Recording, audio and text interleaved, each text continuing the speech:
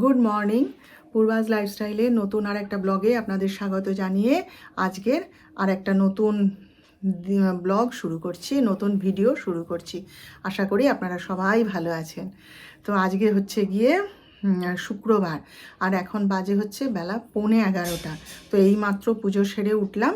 হ্যাঁ, সকাল থেকে তো মানে ঘরের মধ্যে হরিচৈতালি, যতক্ষণ না এরা ঘর থেকে বেরিয়ে যাচ্ছে না যেন শান্তি নেই।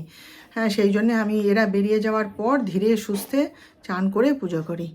তো যাই হোক, ওরা তো যিশুকে আজকে একটুখানি চাউ বানিয়ে দিয়েছিলাম, ও চাউ খেয়ে বেরিয়ে চলে গেছে।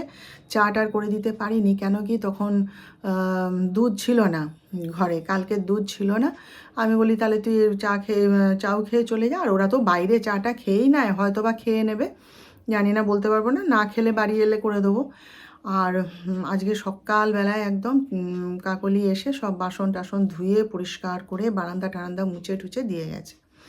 ও নাকি উপরে কাজ করতে এসেছিলো ভোরবেলাতে। ও তো সকালে উপরে কাজ করে দিয়ে যায়, আমার কাছে বেলায় আসে। তো বলে, বৌদি তোমার কাছে আমি বেলাতেই আসতাম, কিন্তু মা দিদা বলল যে না, তুই আগে নিচে বড় বৌমার বাসনগুলো ধুয়ে দিয়ে তারপরে আমাদের কাজগুলো করে দিবি।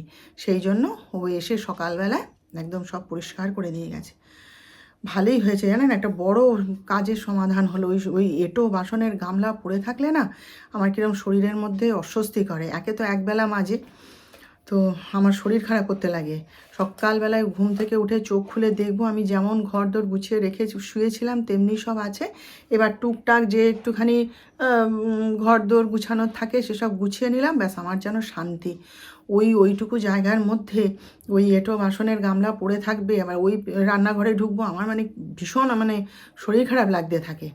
যাই হোক, কাজটা হয়ে গেছে আমার ভালো, এই আর কি। তো আমি এখনও জলখাবার খাইনি। আজকে জলখাবারে একটা জিনিস বানাবো ভাবছি, আপনাদের সঙ্গে অবশ্যই শেয়ার করব। তো চলুন তাহলে আপনারা আমার সঙ্গে থাকুন, দেখতে থাকুন। এই যে দেখুন, আমার পুজো করা হয়ে গেছে। প্রসাদটা এখনও তুলিনি, যাচ্ছি তুলে নেব। এই যে আমার জলখাবারে আমি ভাবছি জানেন, রোজই তো ওটসের রুটি খাই, একটু তেলে ভেজে নিয়ে খাই আর কি। হ্যাঁ, ওটস তো আমার গুঁড়ো করাই থাকে। আজকে ভাবছি একটু অমলেট বানিয়ে খাবো। তো এই যে দেখুন, পেঁয়াজ কুচিয়ে নিয়েছি, লঙ্কা কুচি, আর টমেটো একটু কুচিয়ে নিয়েছি। টমেটোটা একটু বেশি করে, একটা গোটা টমেটোই কুচিয়ে নিয়েছি। টমেটো দিয়ে খেতে না খুব ভালো লাগে, টক টক স্বাদ হয় তো। আর একটা ডিম নিয়ে নিয়েছি। আর আমিও গোটা ওটস তো খাই না, আমার ভালো লাগে না। হ্যাঁ, তো এই যে আমার কাছে ওটস গুঁড়ো করা রয়েছে, এটা আমি গুঁড়ো করে রেখে দিই, সেইটা দিয়েই বানাবো আজকে। এই যে ফ্রাইং প্যান রেডি করে নিয়েছি। যে দেখুন, সব টমেটো, পেঁয়াজ, লঙ্কা সব এক জায়গায় করে নিয়েছি। ডিমটা ভেঙে নিয়েছি, আর একটুখানি ধনে পাতা দিয়েছি, বেশ লাগে খেতে জানেন। এবারে আমি যতটা খাবো ওটস ততটা একটু এর মধ্যে দিয়ে দিচ্ছি।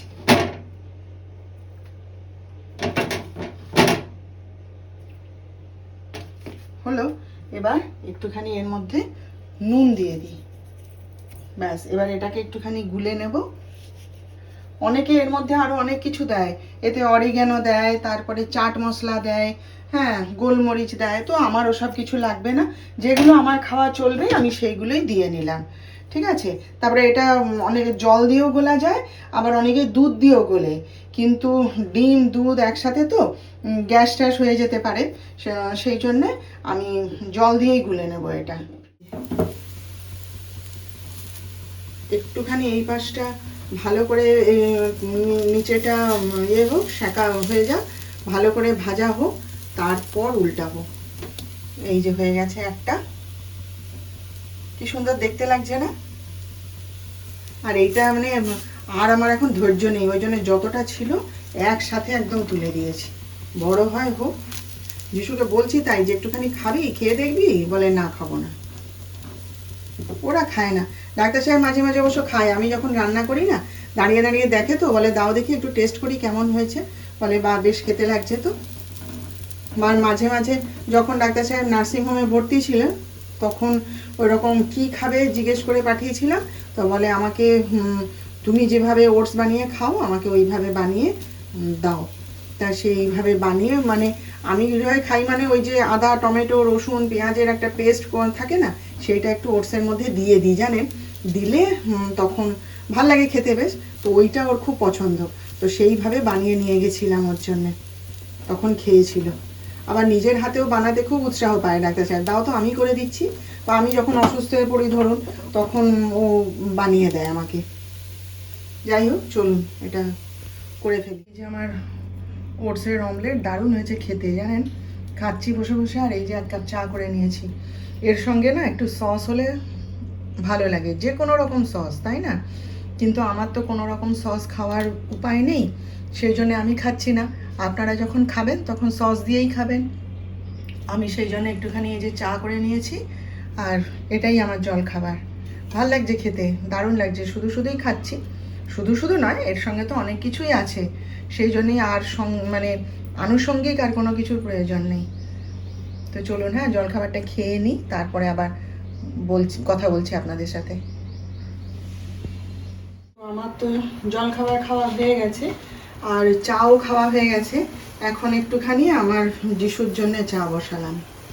আগে বললে একসাথে করে নিতাম, বলে তুমি খাচ্ছ, তোমাকে আর ডিস্টার্ব করিনি, সেই জন্যে এখন ওর জন্য আগে চা বসালাম, ওকে চাটা দিয়ে তারপর অন্য কাজ করব।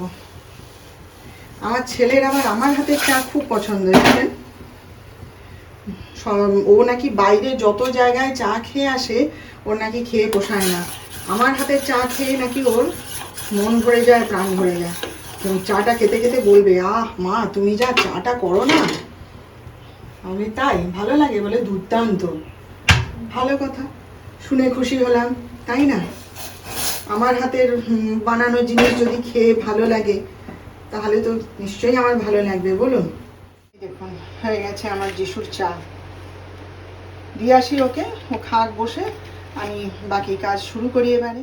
ভাবি জানেন, ওই যে একটা মাটির কুঁজো কিনবো, তা সেই মাটির কুঁজো এমনি যেগুলো হয় সেগুলোর থেকেও আমি না মানে অন্যদের বাড়িতে দেখেছি আর কি, মাটির কুঁজোর গায়ে কল লাগানো আছে, তো ওইগুলো দেখতে ভালো হয় না। তো এখানে আমি বহু খুঁজেছি, এখানে কোথাও পাইনি। আর যাদের বাড়িতে পাওয়া যায় তাদের আমি জিজ্ঞাসাও করিনি, সব কিছু কি আর জিজ্ঞাসা করা যায়, কোথায় পেয়েছো কোথায় পেয়েছো, দেখতাম।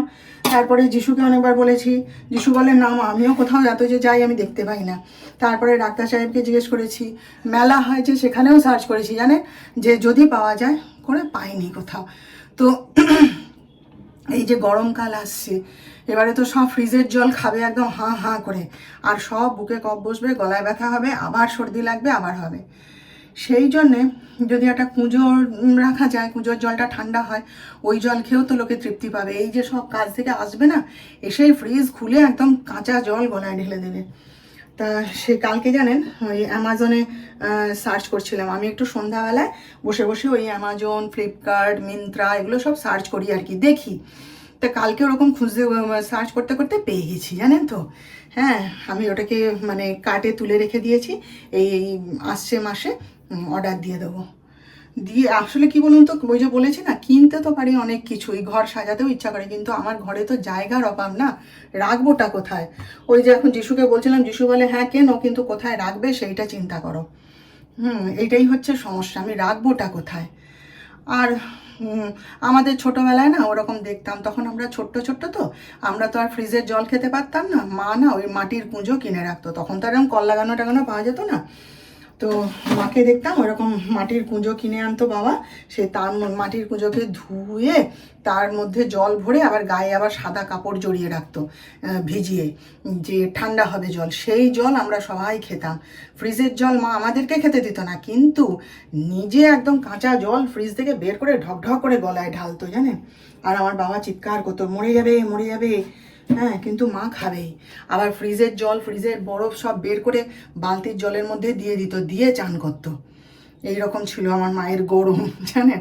তো যাই হোক, ছোটোবেলায় আমরা তো ওইরকম কুঁজোর জলে খেতাম।